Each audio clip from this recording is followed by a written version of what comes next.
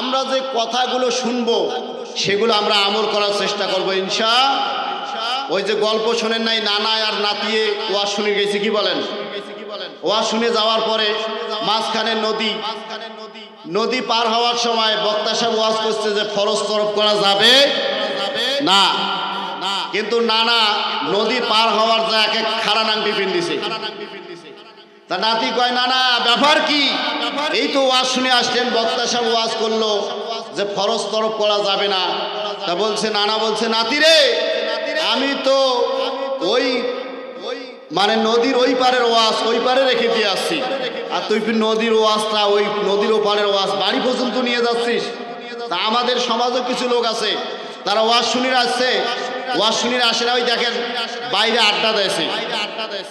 এই মাঠে পর্যন্ত আমি 3 থেকে 4 বার আপনাদের সন্তান হিসেবে কথা বলে গিয়েছি, কি বলেন? আপনারা আমাকে চেনেন না? হ্যাঁ, অনেকে মহব্বতে এসেছেন। আজকে সকালবেলা একজন আমাকে ফোন দিয়েছে, হুজুর আপনার আলোচনা আমাকে ভালো লাগে, ইনশাআল্লাহ আমি যাব। আমি বলছি আলহামদুলিল্লাহ, কোরআনের জন্য আমাদেরকে ভালোবাসে মানুষেরা, কি বলেন? বাংলাদেশের মানুষ কোরআনের পাখি যাকে উপাধি দিয়েছে আল্লামা সাইদিকে, অন্য কারণে ভালোবাসে না, শুধুমাত্র কেবলমাত্র কোরআনের জন্য তাকে ভালোবেসেছিল। কথা বলেন ঠিক না বেঠে? কথা বলেন। আলেম ওলামাদেরকে আমরা কিসের জন্য ভালোবাসি? তা আপনাদের সামনে আজকে সাতক্ষীরা থেকে আগমন আমার বড় ভাই হযরত আল্লামা হযরত মাওলানা আহসানুল্লাহ জিহাদি সাতক্ষীরা। তিনি আপনাদের সামনে অনেক জ্ঞান গর্ব আলোচনা করবেন ইনশাআল্লাহ। আমরা আলোচনা মুনাজাত না করা পর্যন্ত কেউ যাব। একটু সকলে মহব্বতের সাথে আমার সাথে পড়েন, আউযু বিল্লাহি মিনাশ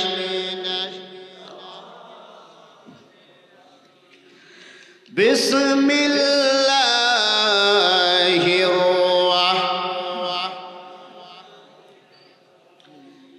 ইন্নাল ওয়াইদ ক্বালা ইব্রাহিম রাব্বি আরিনি কাইফা তুহইল মাউতা ক্বালা আওয়ালাম তুমিন। আমার ভাইরা, মহাগ্রন্থ আল কোরআনুল কারীমের 114টা সূরার ভিতরে আমি কোরআনুল কারীমের দ্বিতীয় সূরার নাম কি? কথা বলেন না কেন? কি সূরা? বাকারা, গাভীর সূরা। এই সূরাটির ভিতরে আয়াত আছে 286টি, রুকু আছে 40টি। সূরাটি বিশ্বনবী জনাবে মুহাম্মদ রাসূলুল্লাহ সাল্লাল্লাহু আলাইহি সাল্লামের মাক্কি জীবনে অবতীর্ণ হয়। কথা বলেন ঠিক না বেঠিক? এর ভিতরে 286টা আয়ার মধ্যে আমি 280 নম্বর আয়াত আপনাদের সামনে তেলাওয়াত করেছি। আল্লাহ তাআলা জানে আজকের তেলাওয়াতকৃত আয়াতের উপর কিছু আলোচনা আমাদেরকে শোনার তৌফিক দেয়, বলেন আমিন। আবার ভাইরা, এই কোরআন হলো আমাদের মুসলমানদের সংবিধান। মুসলমানদের সংবিধান কি? সবাই বলেন সংবিধান কি? বাংলাদেশ স্বাধীন হওয়ার 56 বছর বয়স হলো। এই 56 বছর বয়সে বাংলাদেশের সংবিধান পরিবর্তন করা হয়েছে 16 বার। কয়বার? কথা বলেন না কেন? 16 বার পরিবর্তন করা হয়েছে। আমার ভাইয়েরা, আজ থেকে 1000 বছর আগে আপনার আমার নবী বিশ্বনবী জনাবে মুহাম্মদ রাসূলুল্লাহ সাল্লাল্লাহু আলাইহি সাল্লামের উপর যে কোরআন নামক সংবিধান নাজিল হয়েছে, আজ থেকে 1000 বছর আগে নাজিল হওয়ার পরে আল্লাহ রাব্বুল আলামিন 1000 বছর আগে নাজিল করার পরে এই কোরআনুল কারীমের ভিতরে আল্লাহ রাব্বুল আলামিন সূরা বাকারার 2 নম্বর আয়াতে तमाम পৃথিবীর মানুষের জন্য জানায় দিলেন, জালিকাল কিতাবু লা রাইবা ফী। এই কিতাবের ভিতরে কোনো সন্দেহ নাই, এটা সংবিধান। আমাদের সংবিধানের নাম কি ভাই? সবাই বলেন না কেন? আমাদের সংবিধানের নাম কি? আল কোরআন। আমাদের সংবিধান আল কোরআন। এটা কারা কারা মানেন না? সবাই মানেন? লিল্লাহি তাকবীর। আমাদের সংবিধানের নাম কি? যে বাংলাদেশের সংবিধান এটা আল্লাহর সংবিধান না মানুষের দোয়া মন গড়া সংবিধান তৈরি করা হয়েছে? হ্যাঁ, বাংলাদেশের বর্তমান সংবিধান খুনি হাসিনা তার মন গড়া সংবিধান তৈরি করেছিল। কি বলেন? এই সংবিধান বাংলাদেশ স্বাধীন হওয়ার পর এখন থেকে নিয়ে 16 বার পরিবর্তন করা হয়েছে, কিন্তু আজ থেকে 1000 বছর আগে যেই কোরআন নামক সংবিধান, মুসলমানদের সংবিধান আল্লাহ পাক নাজিল করলেন, বলেন তো দেখি আজ থেকে কিয়ামত পর্যন্ত কোনো একটা জবর জের পেশ অথবা কোনো হরফের কোনো একটা আয়াতের পরিবর্তন কোনো ব্যক্তি ঘটাতে পারবে? তাহলে যেই সংবিধানের ভুল নাই, যেই সংবিধানের ভিতরে আছে ভুল আছে, হ্যাঁ, যেই সংবিধানের ভিতরে ভুল নাই, এই রকম একটি সংবিধান আগামী বাংলাদেশের ভিতরে কারা কারা দেখতে চাই? 2 হাত তুলে আল্লাহরে দেখাও। লিল্লাহি তাকবীর। আল্লাহ কবুল করুক, বলেন আমিন। বাংলাদেশের আগামীর সংবিধান কিসের সংবিধান? কথা বলেন না কেন আমার ভাইরা? হযরতে মুসা আলাইহিস সালাম আল্লাহকে ডেকে বলছেন, আল্লাহকে ডেকে বলছেন, আল্লাহ তুমি কেমন আছো? হযরতে মুসা আলাইহিস সালাম যখন আল্লাহকে প্রশ্ন করছেন, আল্লাহ রাব্বুল আলামিন বললেন, মুসা আমি কেমন আছি যদি তুমি জানতে চাও তাহলে এই মুহূর্তে ফেরাউনের কাছে যাও। আমার ভাইরা, ফেরাউনের কাছে যাওয়ার পরে দেখতেছে ফেরাউন জিকির করতেছে, আনা রব্বুকুমুল আলা, আনা রব্বুকুমুল। আমার ভাইরা, তার সংসদ ভবনের চতুর্দিকে লিখে দিছে আনা রব্বুকুমুল আলা, আমি সবচেয়ে বড় রব। আল্লাহ পাক মুসা আলাইহিস সালামকে ডেকে বলে, মুসা দেখো তো আমি একজন রব, আর ফেরাউন নিজেকে রব হিসাবে দাবি করে, তাহলে বলো তো দেখি আমি কেমন থাকি? আনা রব্বুকুমুল। এখন যদি বাংলাদেশের মুসলমানেরা আমরা যদি আল্লাহকে প্রশ্ন করি, রব্বুল আলামিন তুমি কেমন আছো, আর বাংলাদেশের মুসলমানদের প্রশ্নের জবাবে যদি আল্লাহ পাক বলে, বান্দারে আমি কেমন আছি যদি তোমরা জানতে চাও বাংলাদেশের সংবিধানের দিকে তাকাও। কথা বলেন ঠিক না বেঠিক? বাংলাদেশের সংবিধানের ভিতরে লেখা আছে যে সকল ক্ষমতার উৎস হচ্ছে জনগণ। কি বলেন? এখন সকল ক্ষমতার মালিককে, কথা বলেন না কেন? সকল ক্ষমতার মালিককে আল্লাহ পাক। আমার ভাইয়েরা, বাংলাদেশের বর্তমানে বিপ্লবী সরকার, আমরা ডক্টর ইউনূস স্যারকে বলি, বাংলাদেশের আগামীর সংবিধান হবে কোরআনের সংবিধান। যেই সংবিধানের সাথে কোরআনের সম্পর্ক নাই, যেই সংবিধানের সাথে শিরক ঢুকে দেওয়া হয়েছে, এমন সংবিধান বাংলাদেশের মানুষ আর কখনো দেখতে চায় না। কথা বলেন ঠিক না বেঠিক? কথা বলেন। আমরা এমন সংবিধান আর দেখতে চাই না। আমার মা বোনেরা, আপনাদের প্যান্ডেলে জায়গা হচ্ছে না, দয়া করে আমার আলোচনার মাঝখানে বেকাত ঘটাবেন না। দয়া করে মেহেরবানি করে মা বোনেরা আপনার একজন মা বোনদেরকে বসার জায়গা করে দিবেন। আপনাদের সন্তান আবুল কাশেম নোমানী আসো, যতক্ষণ আপনাদের আলোচনা চলবে ততক্ষণ। তাহলে যেই সংবিধানে আল্লাহর দোয়া সংবিধান নয়, মানুষের দোয়া সংবিধান, এমন সংবিধান আমরা আগামীতে আর দেখতে চাই না। কথা বলেন ঠিক না বেঠিক? তাহলে সকল ক্ষমতার মালিককে, কথা বলেন না কেন? সকল ক্ষমতার মালিককে, আমাদের হায়াতের মালিককে, আমাদের মৌতের মালিককে, তাহলে সব ক্ষমতার মালিক যিনি, তার নাম কি? কথা বলেন। আমার ভাইরা, আল্লাহ পাক নবী বিশ্বনবী বলেন, বিশ্বনবীজি বিদায় হজের দিনে বলেন, ও আমার সাহাবীরা, আমি তো তোমাদের কাছ থেকে চলে যাচ্ছি, তবে তোমাদের মাঝে আমি দুইটি জিনিস দেখে যাচ্ছি। ওয়ালা তারাকাতু ফিকুম আমরাইন লাম তাদিল্লু মা তামাসসাকতুম বিহিমা কিতাবুল্লাহি ওয়া সুন্নাতুর রাসূলি। আল্লাহ নবী বলেন, আমি তোমাদের মাঝে দুইটি জিনিস দেখে যাচ্ছি, তোমরা যদি এই দুইটি জিনিস আঁকড়িয়ে ধরে পারত, যদি দুইটা জিনিস তোমরা রাখিয়ে ধরো, দুইটা জিনিস যদি শক্তিশালী করে ধরো, তাহলে তোমরা কখনো পথভ্রষ্ট হবে না। এক নম্বর হলো আল কোরআন। কথা বলেন ঠিক না বেঠিক? এক নম্বর কি? আল কোরআন, 2 নম্বর হলো সুন্নাতুর রাসূলি, নবীজির সুন্নত।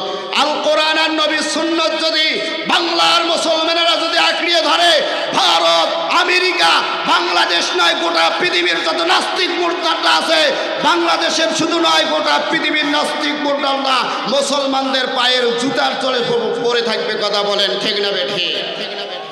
তাহলে আমাদেরকে কি থাকতে হবে? আমরা 5 আগস্টে, আমি মাঝে মাঝে বিভিন্ন ওয়াজে আমি বলি যে 5 আগস্টে আমরা ঢাকার বুকে আল্লাহকে দেখেছি। আপনারা যদি বলেন হুজুর এটা কেমন কথা, আমরা কেউ আল্লাহকে দেখেছি? হ্যাঁ, আচ্ছা, বদরের প্রান্তে আমরা কি আল্লাহকে দেখেছি? আমার সাহাবীরা দেখেছে, নবীজি দেখেছে। কিন্তু কি দিয়ে সাহায্য করেছেন বদরের সাহাবীদেরকে? আল্লাহ ফেরেশতা দিয়ে সাহায্য করেছে। আপনারা দেখেন 15.5 বছর যেই জালেমেরা বাংলাদেশের মানুষের ওপর যে নির্যাতন করেছে, আলেম ওলামাদের ওপর যে নির্যাতন করেছে, সব কিছু তারা করেছে ভারতের ইশারায়। কথা বলেন ঠিক না বেঠিক? করে নাই? ভারতের ইশারায় করে নাই? তারা ভারতের ইশারায় করেছে। ভারতকে খুশি করার জন্য বাংলাদেশের কোরআনের পাখিকে তারা মেরে ফেলেছে। কথা বলেন ঠিক না বেঠিক? ভারতকে খুশি করার জন্য এদেশে যত আলেম ওলামা নির্যাতন হয়েছে সব এই নরেন্দ্র মোদীর ইশারায় হয়েছে। কথা বলেন ঠিক না বেঠিক? তার কারণ তারা জানে বাংলাদেশের সংসদে যদি কোনোদিন কোরআন প্রতিষ্ঠিত হয়, তাহলে ভারতের মাঠে, ভারতের আকাশে একদিন কালিমার পতাকা বাংলাদেশের মুসলমানেরা উড়িয়ে দিবে। কথা বলেন ঠিক না বেঠিক? সুতরাং আলেম ওলামাদের উপর তাদের বড় টার্গেট। কি বলেন? আলেম ওলামাদের উপর তাদের বড় টার্গেট। আমার ভাইয়েরা, আমি আলোচনায় ওইদিকে যাব না, সময় খুব কম। আমি আপনাদের সামনে সূরা বাকারার 280 নম্বর আয়াতটা তেলাওয়াত করেছি। আচ্ছা, আমরা মরবো না কারা কারা? 2টা হাত তোলেন তো। হ্যাঁ, কারা মরবেন না? অনেকে আবার বলে, আরে মুই নামাজ না পড়ং নাই, মুই মইলে কি তুই মোর কবর যা দেখবু? কি কন? নামাজ না পড়ং নাই কিন্তু মোর ইমান ঠিক আছে। কি বলেন? এত ইমান, এমন ইমান এর মেতরে যদি আর ইমান কি করে ঝাড়ু দিয়া পিঠায় তবু আর ইমান যায় না। কি বলেন? ইমানের প্রথম শর্ত হচ্ছে নামাজ পড়া। কি বলেন? ইমানের প্রথম শর্ত কি? আমার ভাইয়েরা আসুন, হযরত ইব্রাহিম আলাইহিস সালাম আল্লাহ পাককে প্রশ্ন করলেন, রব্বুল আলামিন তুমি কিভাবে মৃত্যুকে জিন্দা করো, আমাকে একটু দেখাও। হযরত ইব্রাহিম আলাইহিস সালাম বললেন, রব্বুল আলামিন তুমি কিভাবে মৃত্যুকে জিন্দা করো আমাকে একটু দেখাও। আল্লাহ পাক বললেন, ক্বালা ওয়ালাম তুমিন, ইব্রাহিম তুমি কি বিশ্বাস করো না? হযরত ইব্রাহিম আলাইহিস সালাম বললেন, রব্বুল আলামিন আমি অবশ্যই বিশ্বাস করি। ক্বালা বালা ওয়ালাকিন লিয়াতমাইন্না কলবি। আমার ভাইয়েরা, হযরত ইব্রাহিম আলাইহিস সালাম বললেন, রব্বুল আলামিন বিশ্বাস করি, তবে এবার আত্মার শান্তির জন্য, আমার কলবের শান্তির জন্য। রব্বুল আলামিন বললেন, ইব্রাহিম 4টা পাখি লাও, এদেরকে শিকারি করো, বশীভূত করো। আমার ভাইরা, হযরত ইব্রাহিম আলাইহিস সালাম 4টি পাখি নিলেন, বশীভূত করলেন, তাদের নাম রেখে দিলেন। আল্লাহ রব্বুল আলামিন বললেন, ইব্রাহিম এবার পাখিগুলো জবাই করো।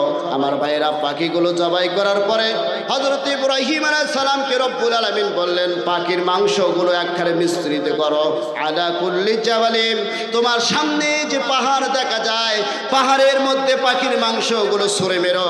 হযরত ইব্রাহিম আলাইহিস সালাম পাহাড়ের উপরে মাংসগুলো ছুঁড়ে মেরলেন। কোনটার কল্লা একদিকে, কোনটা পাখির হাড় একদিকে, পা একদিকে চলে গেল। আল্লাহ রব্বুল আলামিন ডাক দিয়ে বললেন, ইব্রাহিম এবার তুমি পাখিদের নাম ধরে ধরে ডাকো।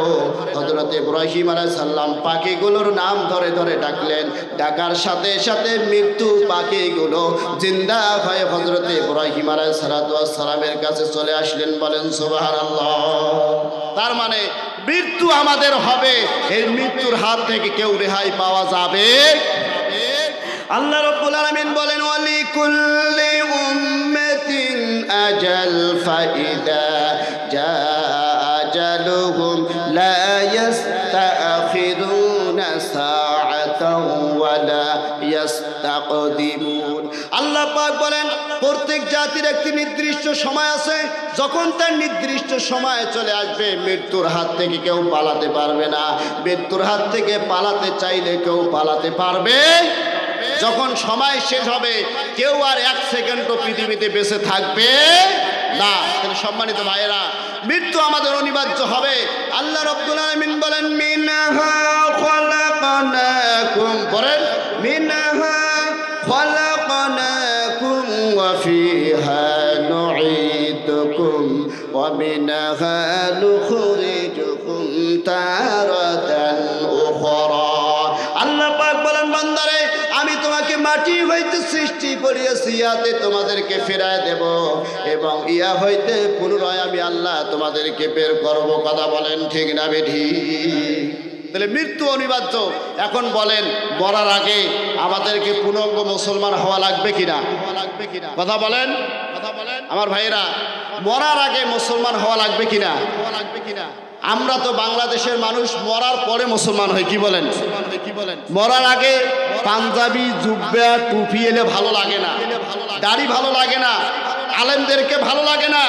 আমার ভাইরা, এই বিগত দিনে হাসিনার আমলে একজন হাসিনার এমপি আলেমদেরকে কুত্তার বাচ্চা বলে গালি দিচ্ছে। নাউজুবিল্লাহ বলেন। এ মারা যাওয়ার পরে, এ যখন মারা গেল তখন কোনো মৌলবি আর তার জানাজা পড়ে যায় না। তাই একজন মৌলবি শেষমেশ একজনকে ম্যানেজ করছে। ম্যানেজ করার পরে যখন জানাজা পড়াইছে, ওই এলাকার যত ইমাম ছিল, আলেম ছিল, সবাই তাকে ধরছে যে এর জানাজা কেন পড়াইনি। কয়েছে হুজুর জানাজা পড়াইছি ঠিকই, কিন্তু উজু ছিল না, উজু ছিল না। তার মানে যারা কোরআন বিদ্বেষী হবে ও গড় ধর্ম পালের মুসলমানেরা, আমি আবুল কাশেম নোমানী আপনাদেরকে বলে দিলাম, যারা কোরআনের আলোচনা শোনার পরে কোরআনের ওপর যারা আসবে না, কোরআন বিদ্বেষী যারা হবে, ইসলাম বিদ্বেষী যারা হবে, আলেম বিদ্বেষী যারা হবে, এদের মতো এদের জানাজা নামাজ আমরা পড়াবো ঠিকই, কিন্তু উজু ছাড়া হবে। কি বলেন? উজু ছাড়া জানাজা হবে। কি বলেন? আমার ভাইয়েরা, এই জন্য আলোচনা শুধু শুনলেই হবে না, আলোচনা যতটুকু শুনবো আমল করার চেষ্টা করা লাগবে। কি বলেন? আমল করার চেষ্টা করতে হবে। আমার ভাইয়েরা, এই পৃথিবী থেকে আমরা চলে যাব। আল্লাহ রাব্বুল আলামিন বলেন আল্লাযী খালাকাল মাউতা ওয়াল হায়াতা লিয়াবলুয়াকুম আইয়ুকুম আহসানু আমালা। রাব্বুল আলামিন বলেন আমি হায়াত এবং মউত তোমাদেরকে দিয়েছি, আমি আল্লাহ পরীক্ষা করতে চাই তোমরা ভালো কাজ করে আমার কাছে আসতে পারো। আমার ভাইরা, হায়াত এবং মউত আল্লাহ পাক দিয়েছে। আপনারা বলেন আমরা মাহফিল থেকে বাড়িতে যাব, এমন গ্যারান্টি আমাদের জীবনে আছে নাকি? আছে? মাহফিল থেকে বাড়িতে যাব এমন গ্যারান্টি আছে? কথা বলেন না কেন মুসলমান? যদি নাই, আমার আল্লাহ পাক বলেন ইয়া আইয়ুহাল্লাযীনা আমানু তাকুল্লাহা হাক্কা তুকাতিহি ওয়া লা তামুতুন্না ইল্লা ওয়া আনতুম মুসলিমুন। আল্লাহ পাক বলেন ইয়া আইয়ুহাল্লাযীনা আমানু, হে ঈমানদাররা তোমরা আল্লাহকে ভয় করো, হাক্কা তুকাতিহি ভয় করার মতো ভয় করো, ওয়া লা তামুতুন্না ইল্লা ওয়া আনতুম মুসলিমুন, তোমরা মুসলমান না হয়ে মৃত্যুবরণ করিও না। আমরা যারা এখানে আছি বলেন তো দেখি সবাই মুসলমান হয় কিনা? আমরা কিন্তু সবাই মুসলমান, কিন্তু প্রকৃত মুসলমান আমরা নয়। আমরা কোরআনের কথা শুনলে আমাদের গায়ে আগুন লাগে, সুদের কথা শুনলে আগুন লাগে, ঘুষের কথা শুনলে আগুন লাগে। কথা বলেন ঠিক না মুসলমান? আমার ভাইরা, নামাজ পড়ার পরে কিছু লোক আছে এরা সুদ খায়, খায় না? কথা বলেন না কেন? যারা নামাজ পড়ার পরে সুদ খায় এরা কি নামাজি? কথা বলেন না কেন? আমার মা বোনদেরকে বলবো, অনেক মা বোন আবার কি করেছে, মা বোনেরাও সুদের টাকা বসে দেয়। মা বোনেরাও কি করে, এক জায়গায় ওয়াজ করে গেলাম, শুনলাম যে এক অবিবাহিতা মেয়ে, সে 5 লাখ টাকা করছে সুদের টাকা। এই টাকা দিয়ে সে ডেমেন দিয়ে শ্বশুর বাড়িতে যাবে। সুদের টাকা দিয়ে ডেমেন দিয়ে যে শ্বশুর বাড়িতে যায়, এর সংসার কি হবে আল্লাহ ভালো জানে। কি বলে আমার ভাইয়েরা? আসুন আমি মেন আলোচনায় যাব। তাহলে আমাদের সবাইকে মরতে হবে, এই পৃথিবীর মায়া সবাইকে ত্যাগ করা লাগবে। কথা বলেন ঠিক না বেঠিক? কথা বলেন। সবাইকে মৃত্যুর স্বাদ গ্রহণ করা লাগবে। একদিন না একদিন আপনার মৃত্যু হবে, হায়াত একদিন শেষ হবে। কথা বলেন ঠিক না বেঠিক? আমার ভাইয়েরা, আমার ভাইয়েরা, আল্লাহ নবী বলেন কিয়ামতের ময়দানে, আমার ভাইয়েরা আমরা ছোট্টবেলায় পড়েছি বক্তব্যে, যে আমরা ছোটবেলায় পড়েছি আমানতু বিল্লাহি, পড়েন আমার সাথে, ওয়া মালাইকাতিহি ওয়া কুতুবিহি ওয়া রুসুলিহি ওয়াল ইয়াউমিল আখির ওয়াল কদরি খাইরিহি ওয়া শাররিহি মিনাল্লাহি তাআলা ওয়াল বা'সি বা'দাল মাউত। একটুখানি জিকির করেন লা ইলাহা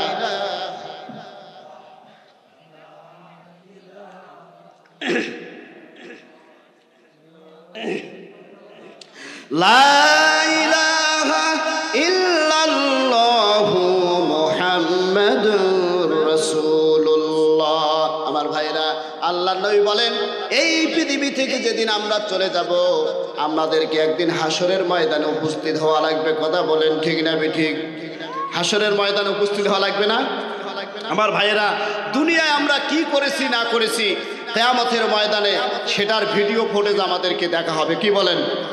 আল্লাহ পাক বলেন ইকরা কিতাবাকা কাফা বিনাফসিকাল ইয়াউমা আলাইকা হাসিবা। আপনারা বলেন তো দেখি, আল্লাহ যদি বলে বান্দা তোমার হিসাব নিকাশের জন্য তুমি নিজেই যথেষ্ট, তুমি বলে দাও তুমি জান্নাতে যাবে না জাহান্নামে যাবে। কথা বলেন ঠিক না বেঠিক?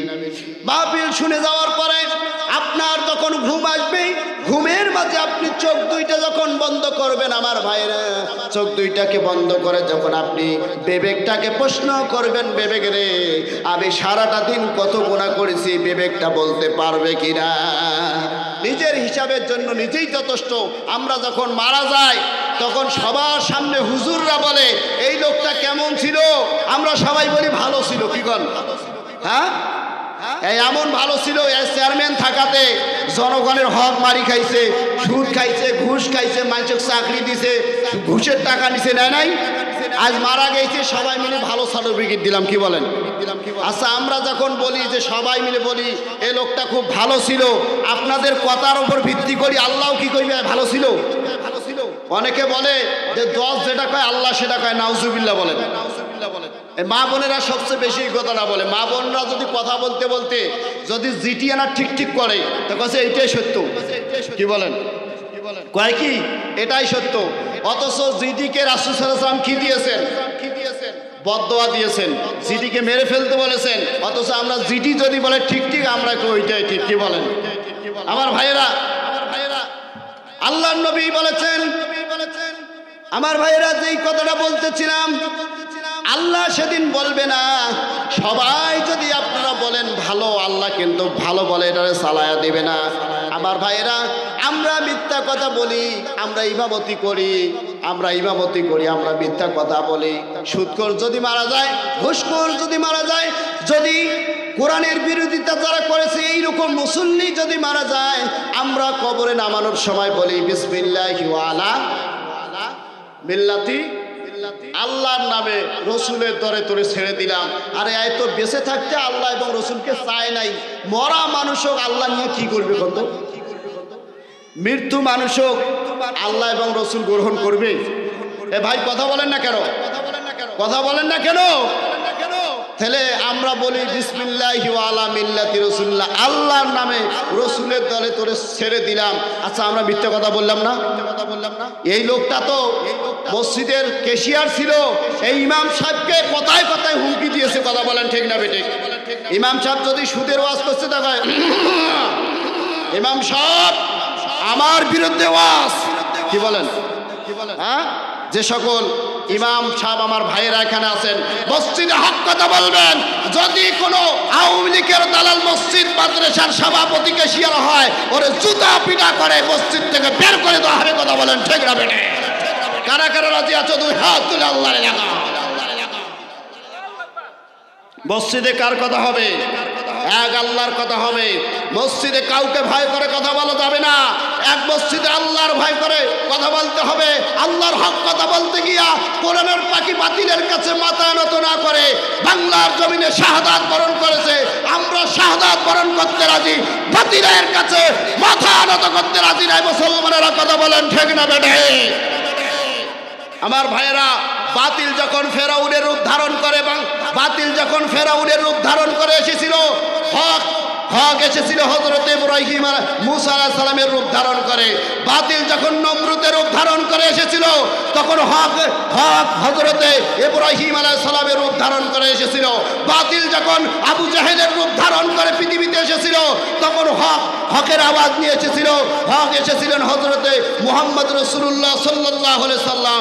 বাতিল যখন বাংলার জমিনে গৌর গোবিন্দর রূপ ধারণ করে এসেছে, তখন হকের আওয়াজ নিয়ে ময়দানে তলোয়ার নিয়ে এসেছিলেন হযরত শাহজালাল রহমাতুল্লাহ আলাইহি।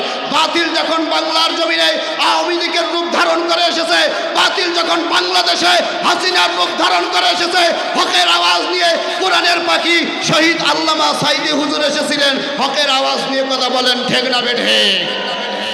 আমার ভাইরা, যুগে যুগে থাকবে।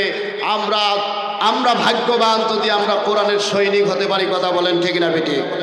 তাহলে আমরা যখন মারা যাব, আল্লাহর নবী বলেন, কোন ব্যক্তি যখন মারা যায়, মারা যাওয়ার সাথে সাথে তার সমস্ত আমলগুলো বন্ধ হয়ে যায়। 3টি আমল অবশিষ্ট থাকে। কয়টি? ভাই ওয়াজ খারাপ লাগতেছে, শেষ করে দেব। কয়টি আমল? আল্লাহ নবী বলেন 3টি আমল। 1 নম্বর হলো ইল্লা মান সাদাকাতিন জারিয়া, সদকা জারিয়া। তার মানে আপনি পৃথিবীতে থাকাকালীন মসজিদ মাদ্রাসা বানাইছেন, আপনি বিভিন্ন জায়গায় ইসলামের কাজে টাকা ব্যয় করেছেন। আল্লাহ নবী বলেন ওই লোকটি মারা যাওয়ার পর কিয়ামত পর্যন্ত তার কবরে সব চাইতেই থাকবে। কথা বলেন ঠিক না ঠিক? আমার ভাইয়েরা, 2 নম্বর হলো নেককার সন্তান। আমার মা বোনেরা যারা এসেছেন, মা বোনেরা, নেককার সন্তান। পৃথিবীতে ধন সম্পদ আপনার নাই, কিন্তু নেককার সন্তান পৃথিবীতে রেখে যান। কথা বলেন ঠিক না বেঠিক? আমার ভাইয়েরা, আপনার সন্তান যদি কোরআনের হাফেজ হয়, আপনার সন্তান যদি কোরআনের আলেম হয়, 5 ওয়াক্ত নামাজ আদায় করবে, আর রব্বুল আলামিনের দরবারে মা বাবার জন্য দোয়া করবে, রব্বিরহামহুমা কামা রাব্বায়ানি সগীরা। পড়েন রব্বিরহামহুমা।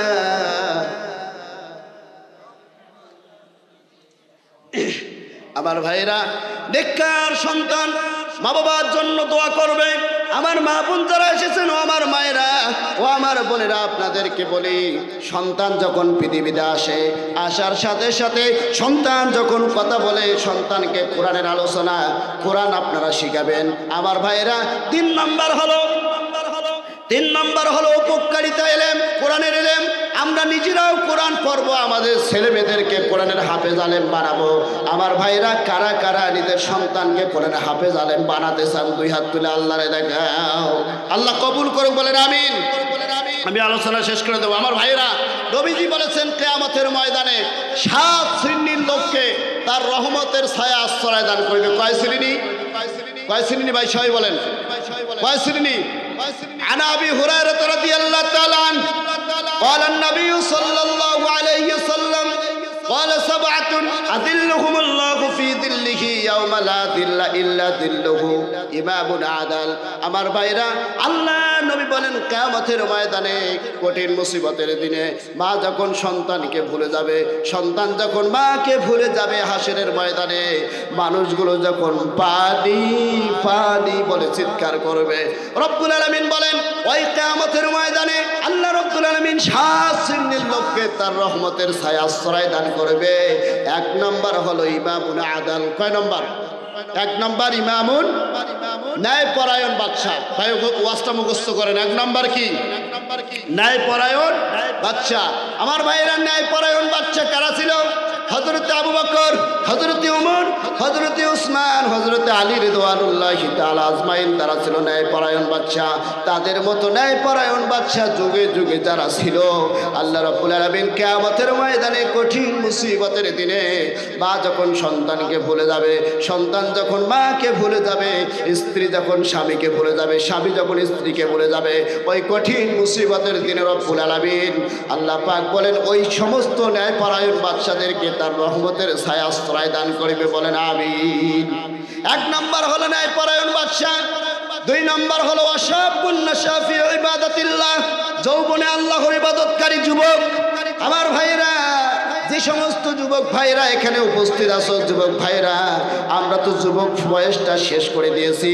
আপনি যৌবনে আল্লাহর ইবাদত করেন, বৃদ্ধকালে যদি 70টা সেজদা যদি আপনি আল্লাহকে দেন, আর যৌবনকালে যদি একটা সেজদা দেন, এই বৃদ্ধকালের 70টা সেজদার চাইতে আমার আল্লাহর কাছে যুবক বয়সে একটা সেজদা আল্লাহর কাছে অনেক দামি, কথা বলেন ঠিক না ঠিক? যৌবনে আল্লাহর ইবাদত করেন, আমরা যৌবনে আল্লাহর ইবাদত করি। 3 নম্বর হলো রাজুলুন কলবুহু মুআল্লাকুন ফিল মাসাজিদ। 3 নম্বর হলো যার অন্তরটা সব সময় মসজিদের সাথে লেগে থাকে। আমার ভাইরা, অনেক নামাজিরা আছে, তারা সব সময় মসজিদে অবস্থান করে, মসজিদকে ভালোবাসে। আল্লাহ নবী বলেন, মান বানা মসজিদান ইযকারু ফীহি ইসমুল্লাহু বানাল্লাহু লাহু বাইতান ফিল জান্নাহ। যে ব্যক্তি দুনিয়ায় একটা মসজিদ ঘর নির্মাণ করলো, আল্লাহ রাব্বুল আলামিন তার জন্য জান্নাতে একটি ঘর নির্মাণ করে দিল, বলেন আমিন। তাহলে 2 নম্বর হলো, 3 নম্বর হলো কি, যার অন্তরটা সব সময় মসজিদের সাথে লেগে থাকে। আল্লাহ নবী বলেন 4 নম্বর হলো রাজুলানি তাহাব্বান ফিল্লাহ ইজতামা আলাইহি ওয়া তাফাররাকা আলাইহি। আল্লাহ নবী বলেন 4 নম্বর হলো ওই ব্যক্তিরা কিয়ামতের ময়দানে কঠিন মুসিবতের দিনে আল্লাহ পাকের রহমতের ছায়াশ্রয় দান করবে। আমার ভাইরা, 4 নম্বর হলো যারা আল্লাহর সন্তুষ্টির জন্য কাউকে ভালোবাসে এবং আল্লাহর সন্তুষ্টির জন্য কারোর সাথে শত্রুতা পোষণ করে, কথা বলেন ঠিক না ঠিক? আমাদের বাংলাদেশের যারা মুসলমান আমরা আছি, আমরা কারোর সাথে শত্রুমি করি না। আমরা চাই বাংলাদেশের সকল মুসলমান এক, সকল ভেদাভেদ ভুলে যে আমরা সবাই কোরআনের সৈনিক হতে চাই, কথা বলেন ঠিক না বেটি? আমার ভাইরা, 4 নম্বর গেল। 5 নম্বর হলো আল্লাহর নবী বলেছেন, রাজুলুন দাআতহু ইমরাতুন যাতাত মানসিবি ওয়া জামালিন ফাকালা ইন্নী আখাফুল্লাহ। আল্লাহর নবী বলেন ওই যুবকরা কিয়ামতের ময়দানে আল্লাহ পাকের আরশের আজিমের রহমতের ছায়াশ্রয় দান করবে। তারা হলো যারা দুনিয়াতে কোনো নারী যদি তাকে কি করেছে, প্রেমের প্রস্তাব দিয়েছে, অথবা তাকে অন্যায় কোনো কুকর্মের কোনো প্রস্তাব দিয়েছে, আমার ভাইরা, আর ওই সকল যুবক যুবতীরা বলেছে ইন্নী আখাফুল্লাহ, আমরা তো আল্লাহকে ভয় করি, কথা বলেন ঠিক না ঠিক? যাদের হৃদয় আছে আল্লাহর ভয়, তারা কবু পথ ভুলে, কি বলেন? তাহলে যে সমস্ত যুবকেরা পৃথিবীতে আমার ভাইরা মেয়েদেরকে ধর্ষণ করে না, মেয়েদেরকে সেঞ্চুরি করে না, মেয়েদের সাথে অপকর্ম করে না, ছেলে হোক আর মেয়ে হোক, তারা যদি কোনো খারাপ কাজ করতে চায় তাহলে তারা বলে ইন্নী আখাফুল্লাহ, আমি কাকে ভয় করি, কথা বলেন না কেন? আমার ভাইরা, 6 নম্বর হলো আল্লাহর নবী বলেন, রাজুলুন তাসাদদাকা বিসাদাকাতিন ফাআখফাতাহা হাত্তা লা তা'লামা শিমালুহু মা তুনফিকু ইয়ামিনুহু। 6 নম্বর হলো তারা যারা ডান হাত দিয়ে দান করলে পরে বাম হাত টের, কি বলেন? ডান হাত দিয়ে দান করলে বাম হাত টের পায় না। আমাদের সমাজে কিছু লোক আছে লোক দেখানোর জন্য দান করে, কথা বলেন ঠিক না ঠিক? ডান হাত দিয়ে দান করবেন, বাম হাতও জানে না।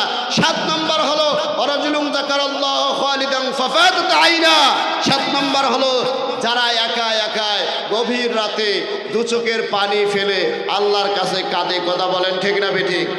আমার ভাইরা, আল্লাহর নবী বলেন কিয়ামতের ময়দানে মা যখন সন্তানকে ভুলে যাবে, সন্তান যখন মাকে ভুলে যাবে, কিয়ামতের ময়দানে রব্বুল আলামিন 7 শ্রেণীর লোককে তার রহমতের ছায়াশ্রয় দান করবে। আল্লাহ রব্বুল আলামিন আজকের আলোচনাটুকু আমাদের সবাইকে আমল করার তৌফিক দেখ। সকলে মিলে বলছি আল্লাহুম্মা আমিন। চ্যানেলটি সাবস্ক্রাইব করুন, বেল আইকনটি বেজে দিয়ে সাথেই থাকুন।